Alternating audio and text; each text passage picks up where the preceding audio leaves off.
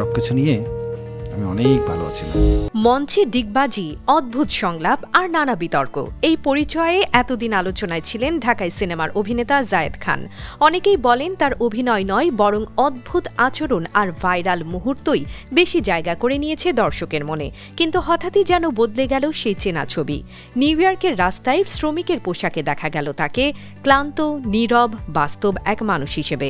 সম্প্রতি সামাজিক যোগাযোগ মাধ্যমে ভাইরাল হয় একটি ছবি, যেখানে জায়েদ খানকে নিউ ইয়র্কের রাস্তায় শ্রমিকের কাজ করতে দেখা যায়। মুহূর্তেই শুরু হয় আলোচনা, তবে কি সত্যিই বিদেশে গিয়ে এমন জীবন শুরু করেছেন তিনি? কিন্তু কিছুক্ষণ পরই সেই রহস্যের জট খুলে যায়। নিজের ফেসবুকে নতুন একটি কন্টেন্টের পোস্টার প্রকাশ করেন জায়েদ খান। পরে নিউ ইয়র্ক ভিত্তিক গণমাধ্যম ঠিকানা জানায় এটি আসলে একটি শর্ট ফিল্ম, নাম আমেরিকান ড্রিম। নির্মাতা সঙ্গীতশিল্পী জন কবির। ৩৭ বছর ধরে প্রবাসে বাংলাদেশি সংস্কৃতি তুলে ধরছে ঠিকানা।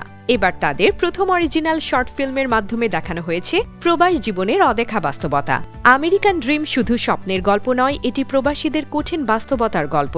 স্বপ্নের পেছনে লুকিয়ে থাকা সংগ্রাম, ত্যাগ আর অজানা জীবনের এক ঝলক তুলে ধরার চেষ্টা করা হয়েছে ইমিগ্রেন্ট ডায়েরিজের এই প্রথম পর্বে। মাত্র ২.৫ মিনিটের এই শর্ট ফিল্মেই যেন অন্য এক জায়েদ খানকে আবিষ্কার করেছেন দর্শকরা। অনেকেই বলছেন যে জায়েদ এতদিন হাসির খোরাক ছিলেন, এবার সেই জায়েদই অভিনয়ে দেখালেন এক অপ্রত্যাশিত শক্তি।